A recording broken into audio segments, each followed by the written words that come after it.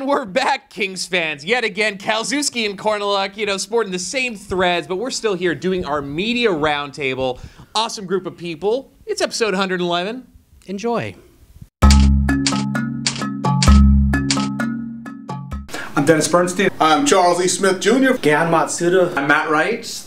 Dave Joseph. I'm John Moncrief. I'm John Hovind, a.k.a. the Mayor.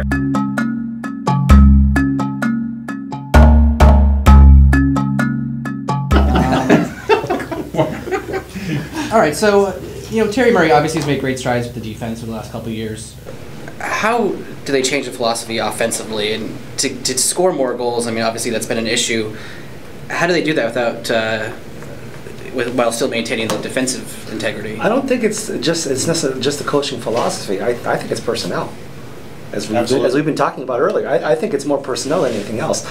This season, the Kings were better defensively than they were last season, especially on the PK. The problem is the offense went down the tubes in a lot of ways. I mean, they went downhill considerably from last season. Just about if I recall, every player's numbers are down considerably from last year, as well as the team, obviously. But do you think that again that's because of adding Stevens and losing Hardy? No, I don't think that has anything to do with it. I think Mark Hardy. I think they are missing Mark Hardy to a certain degree, though. A veteran defenseman who is providing mentoring, especially to Drew Doughty. And Doughty talked about that at one point during the season this year about how Hardy helped him come into the league. I just think that there is a missing component there. That's possible. Of having that veteran guy who's been through the wars to help mature the younger defensive players. And if Doughty has his season he had the prior year, and Jack's a -10 instead of a -21, do they win the division? Yeah, they do. And here's the issue, right? Where's the offense coming from? It's on Jack and it's on Drew, because they're the offensive defensemen. And coming into the season, I know they don't play together a lot. You say that this is one of the best pairings in the West.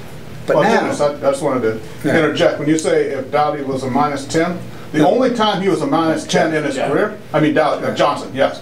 The only time he was less than a -10 was his first season when he only played 5 games and he was a -5. Yeah, but he's got to be better. I'm saying. And then his best season was a -15. But now you're looking at other teams like Nashville, and I think that's the team you got to look at when you compare it to the Kings, right? You've got Weber and you've got Suter, and unfortunately, Jack and Drew don't touch these guys right now. No. And come into the season, you wouldn't trade those two guys. But now Shea's kind of gone way past. He might win the Norris now. So he's where Drew was last year. So those are the two guys. If you want a better offensive production, you want it from those two guys, because those are the game changers. Those are the guys that have the skill to make this offense more dangerous and more up tempo. And one of you guys said like a backdoor play that never runs. Yeah. You got it. That's on them, but Terry's got to open up the offense a little bit. Okay, so we've touched on it. I know everybody wants to talk about it. Jack Johnson. What do you guys think? He signed a big fat contract. You know what? It's time to honestly end that experiment. I'd move him. If you can get something for Jack Johnson right now, the contract he signed allows him to be moved. Yeah. Right, it's not terrible. It's a perfect. It's not terrible. To be moved. I've never been a big fan. Especially in a matchup for a Parise type where it's 3.5 for 3.5. You can make that kind of a deal work. And I know Dennis doesn't think so, but the people I've talked to in New Jersey still think that Parise handled the injury situation wrong. He and Kovalchuk are oil and water. He wants a lot of money, and he doesn't want to be there anymore unless he's going to be, it's either his team or it's Kovalchuk's team. They're not going to be able to coexist. New Jersey's going to be able to be very active and want to move him. And I think Jack Johnson, in combination with 1 or 2 other players, is a perfect setup for this team to add by subtraction and also bring in that left wing guy we've been talking about that they need. The contract. I think the contract is perfect for him. The contract is tradable. I would agree with you. Yeah. I'm just not so sure that it's time to end the experiment. He was the Kings' best defenseman in the first half of the season. Well, wait a minute. How do you go from this when you look at the plus minus? And I know they talk about an overrated stat, but you figure his first full season he's a -19, had 11 points. Last year he had 42 points and he's a -21. How do you increase your production fourfold and your plus minus is even worse? It's a nonsensical argument, because why does Dean sign him in January and trade him in June? It's never going to happen. If he didn't want him on the team, because it's not Terry Murray's fault. I think he signed him to a contract that he can get rid of. That's what it's. When I saw that's signed to a Lugo contract, right? Why do you sign to a contract that's tradable? Right. Yeah, that's what I saw. That long okay, that's a contract you can move. You commit $30 million to a player you're going to trade in 6 months. What if you can't trade him? I think that contract makes him tradable. To someone who wants to continue that experiment on the East Coast, So Jack, we're going to sign this contract to you, so we're going to trade you in 6 months. It makes no, that's not Dean Lombardi. Dean Lombardi said in an interview after he signed Jack Johnson, I think he was talking about the Baltimore Orioles. His baseball references. He was saying that you had to build your core around the right people, and they didn't do that, and they went away. And he said that Jack Johnson is a guy you want to build around and be part of the core. Absolutely. Why wouldn't he have done that with Camilleri then? Sign him to a tradable contract and trade him. Doesn't make sense. A 6-year deal with Dean Lombardi is like a 20-year deal in Philadelphia. That's a long-term deal. That's your part. You're part of the crew. I don't care how overrated the plus minus that is. Minus 21 is glaring. That's not minus 5. Minus 21 is glaring. When everybody else is plus. Right. That is highlighted on the marquee. His defensive partner, Scuderi, was plus 1. Exactly right. So how does that even work? And when you score 1 goal in 45 games down the stretch when it matters, after you just signed a contract, that tells me a lot about what's going on inside of that guy right here. Because you got to step up once you make that money. It's not, I made the money, I don't have to do anything now. You're a minus 21, you end the season with 5 goals, and you have 1 in 45 games down the stretch. That's an embarrassment. But that's embarrassing. The one mitigating thing is, as soon as they got eliminated, Jack got on a plane and played for the U.S. in the World Championships. Right. And I like that. I like that about him. He went out and did that because, Simmons and Doughty aren't playing for Canada, are they? Well, why didn't he do that for the team he gets paid? I'm just saying. I said mitigate. I'd rather have him do that than go have a great tournament for the United States. Terrific. Go light it up, Jack. Have fun. Well, you want to question the guy's heart. His heart's in the game. He wants to play. Yeah. Now we've joked about the fact maybe that not so much when he's here, though. Well, I he wants to play this deal. He didn't want to play. I think he's a big game player. You look at the Olympics, you look at the different games this year when he's had better games. Look at the playoffs. He came out firing right out of the gate when the playoffs were here. You're right. He signed a big contract. You'd like to see him show that he still is motivated, even though he's getting the bigger paychecks. I just disagree. I don't think it's time to end the experiment yet with Jack Johnson. And especially if you trade him, you're helping the offense. But what about the defense? Well, you're helping the defense. He's minus 21. Yeah, you're helping. And of course, in the system, you can slide in there. You have Voinov. You have those kind of players that you can eventually. And how many defensemen are going to be? Look at Vancouver, for example. It's got 2 unrestricted free agents coming up this summer, and their cap number is such too that they're going to have to make a choice, one or the other: Christian Ehrhardt or Biekslov. Would you want either of those 2 guys instead of Jack Johnson? Yes, I would. I would in a second.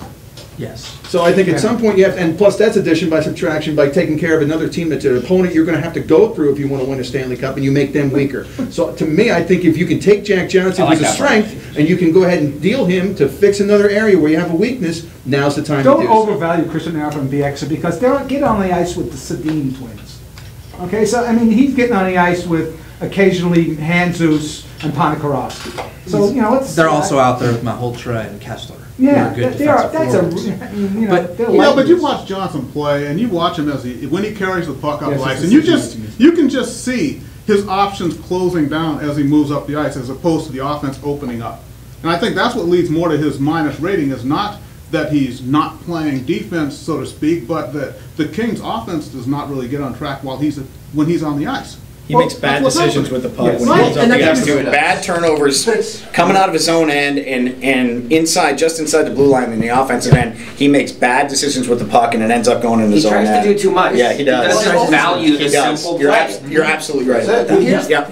That's a maturity issue. You coach a player up to that. But that's the thing, is it's always you can't coach skill. You coach decision making up. Well, that's the thing. He's been we always say he's the young defenseman. He's been in the league for 4 years now. Okay, and it's like Alec Martinez. You look at the way that they were brought up. Alec Martinez played for a good coach at Miami. Then he went and he played in the A, and he makes the right decisions. First-year player makes better decisions than Jack Johnson, no doubt about it. Okay, Jack Johnson plays for University of Michigan. Lombardi talked about the coach that Gann talks about the coach. He didn't get good coaching, but you know what? This year proved that. I don't care what anybody says. He looks lost in his own zone.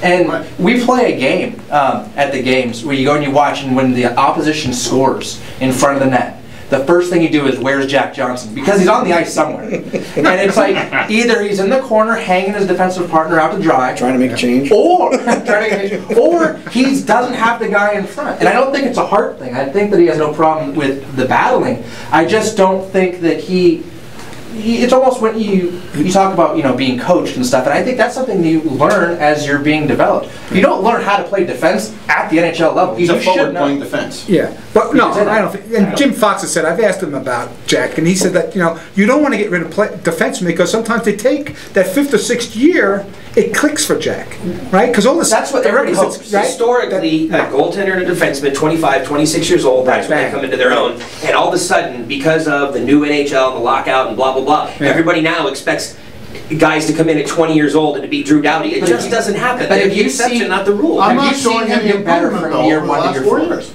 I disagree with you. He's better in his own end now than he was when he started. Yeah, and if Jack is your he was blatantly really bad. If Jack's your 3 at 4 million, that's like saying a fifth pitcher with a 7 ERA is not better as a fourth pitcher with a 5 ERA. There's still a lot of. So he's your number 3 defenseman at $4 million a year. That's what a number 3. He's Brad Stewart. He's not Chris Pronger. As a pitcher, he's not your number 4 or 5. Exactly. Come on, Jack Johnson is not your 4 or 5 pitcher. But it's expectations. That's true, right? He's a number 3 draft choice. Right, he's a number 3 draft choice. Overall. And people think he's going to be Pronger one day, where he's got this great big slap shot. He's one of the fastest guys on the team. He can lead the rush. He's the anti-Ryan Smith. Okay, Ryan Smith is productive and he looks awful. Sometimes you're like, oh my God, how is he an NHL player? Right. But you see with Jack Johnson, it's like he has all of this. He looks great on the ice, but it's not there. I mean, you look at the numbers and you look at the productivity, and it's just, he's not Chris Pronger. He's more Brad Stewart. Brad Stewart was a guy that was a really high draft pick from Dean Lombardi. And it's like he's made a name for himself. He's great because he's playing behind Lidstrom. He's playing behind Rafalski. I think Jack was a mentor, right? And I would have liked to have seen. I'd like to see more Willie Mitchell in Jack Johnson. I would love that. And I don't know how to make that happen, but that's what I think. I think he needs a mentor. All right, Kings fans, so that concludes this installment of the postseason roundtable. Hope you enjoyed it, and stay tuned for more. I'm Keith Korneluk. And I'm Chris Kalaszewski. And thank you for watching Overtime by Kingscast.